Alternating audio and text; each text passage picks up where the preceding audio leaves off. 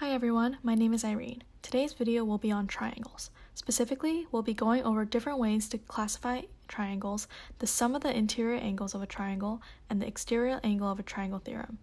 We'll be doing some practice problems in this video as well. First, let's go over the definition of a triangle. A triangle is a polygon with 3 edges or sides, 3 vertices, and 3 interior angles. All of these shapes here are triangles. The interior angles of a triangle add up to 180 degrees. Why, you ask? Well, we can use the properties that we learned in the last video, lines and transversals, to prove it. If you haven't watched that video yet, go watch that first, then come back to this video. Let's draw some extra lines to help us visualize the proof. These lines are also known as auxiliary lines. Can you tell what lines are supposed to be the transversals? That's right. The sides of the triangles are each their own transversal, cutting through these parallel auxiliary lines. Thus, the angles involved have the properties that we learned in the last video. If we label these angles up here as angles A, B, and C, we can see that they are supplementary angles and therefore add up to a total of 180 degrees. This angle over here, angle D, is equal to angle A because they are alternate interior angles. Angles C and E are also congruent because they are alternate interior angles. Since these are equal, we can use the substitution property. This property states that if two measures are congruent, you can replace any statement containing one measure with the other. For example, in this case, we can replace angle A with angle D because they are congruent. We can also replace angle C with angle E because they are congruent. When we substitute into the first statement, we get that angles D, B, and E add up to 180 degrees. These angles are the interior of a triangle. Therefore, the angles in a triangle add up to 180 degrees. We can classify triangles by side. There are equilateral triangles, whose sides are of equal length. As we will see throughout the rest of this video, angles are proportional to the sides opposite them.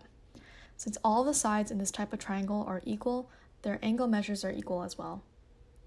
Isosceles triangles are triangles with two sides of equal length. The angles opposite these sides are congruent. Lastly, scalene triangles are triangles with sides of different lengths. The angles in this triangle have different measures as well. We can also classify triangles by angle. Acute triangles are triangles whose interior angles are all below 90 degrees. A right angle is a triangle with one right angle, which is denoted by a square in the vertex like so. An obtuse triangle is one with one obtuse angle, an angle which is greater than 90 degrees. Let's practice finding missing angles knowing the fact that the interior angles of a triangle add up to 180 degrees. We'll also practice classifying triangles both by side and by angle. Let's do the first problem together. First, we're going to set up an equation in which angles A, B, and C add up to 180 degrees, since these angles are within a triangle. Angles A and B are given, and they both have a measure of 60 degrees. When we substitute 60 degrees in this equation, we can solve for angle C, getting an answer of 60 degrees. Because all of the angles are congruent, all of the corresponding sides are congruent as well. This means that this angle is an equilateral triangle. All of the angles are less than 90 degrees as well. Thus, this triangle is also an acute triangle. Try the next one on your own. Remember that this symbol means that the angle is equal to 90 degrees. You can pause the video for however long you need to answer the problem. The answer will be revealed in 3, 2, 1. Same as the first question, we set up the equation and substituted the given values for angles D and F. When we solve for angle E, we get 45 degrees. Because two of the angles are congruent, the two corresponding sides are also congruent. A triangle with two equal sides is an isosceles triangle. There is also a right angle in this triangle, making this a right triangle. Now for the third problem. The answer will be revealed in 3, 2, 1. Again, we set up the equation and substituted the values for angles P and R. When we solve for angle Q, we get that the measure of angle Q is 139 degrees. Since all of these angles are different, the sides are all different as well, making this triangle a scalene triangle. Angle Q is greater than 90 degrees, so this triangle is also an obtuse one. Now on to the next topic for today's video, the exterior angle of a triangle theorem. According to this theorem, the combined measure of angles B and C is equal to the measure of angle D. Let's prove this together. From the diagram, we can see that angles A and D are along this straight line, making them supplementary angles. Supplementary angles add up to 180 degrees. Angles A, B, and C also add up to 180 degrees because they are the interior angles of a triangle. According to the transitive property of equality, since both of these statements are equal to 180 degrees, they must also be equal to each other. If we subtract the measure of angle A from both sides of the equation, we get that the sum of angles B and C is equal to the measure of angle D. Let's try some practice problems with this theorem. Try the first one on your own. The answer will be revealed in 3, 2, 1.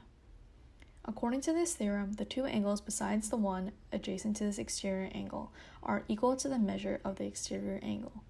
If we set up the equation, we get that 6x plus 2 plus 8x minus 4 is equal to 13x plus 6. If we solve for x, we get that x equals 8. How about the second problem? The answer will be revealed in 3, 2, 1. These three angles are supplementary, so we can set them up to equal 180 degrees. If we solve for x, we get 79 degrees. These two angles are alternate interior angles, meaning that they are congruent. If we set up the equation so that y plus 10 equals 65, we get that y equals 55. Finally, we can apply the exterior angle theorem. Since angle z is equal to the sum of the angles besides the one directly next to angle z, we can set up the equation so that x plus y plus 10 equals angle z. If we substitute the values of x and y, then solve for z, we get that z equals 144 degrees. Now on to the last topic for today, special right triangles. These triangles have unique properties, that being the ratio of their sides.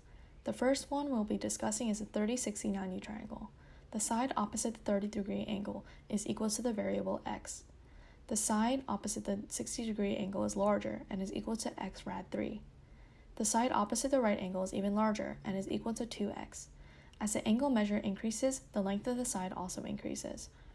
The second one is a 45, 45, 90 triangle. The sides opposite the two 45-degree angles are equal to the variable x. The side opposite the right angle is equal to x rad 2.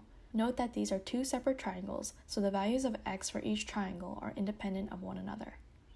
Let's try some practice with the 30, 60, 90 triangle. The answer to the first problem will be revealed in 3, 2, 1.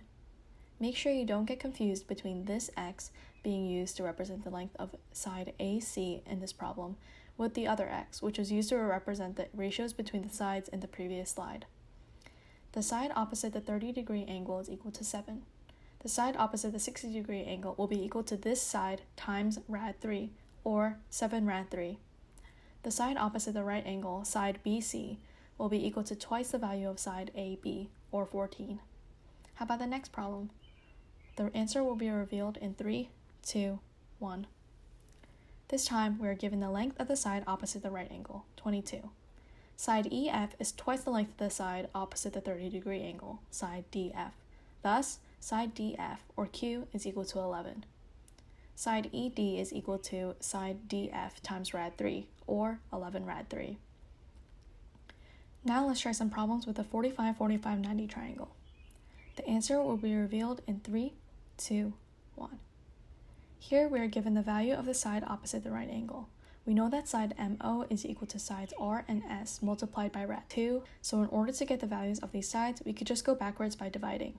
When we divide 3 rad 2 by rad 2, we get 3 for both R and S. Now for the last problem of today's video. The answer will be revealed in 3, 2, 1. Side OE is equal to side JO because they are opposite of congruent angles, so A equals 6 rad 2. B is equal to this side times rad 2. 6 rad 2 times rad 2 is equal to 12. That's it for today's lesson. Thank you so much for watching.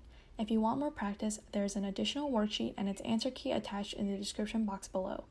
If you have any questions, concerns, or comments, don't hesitate to contact me at the email address below.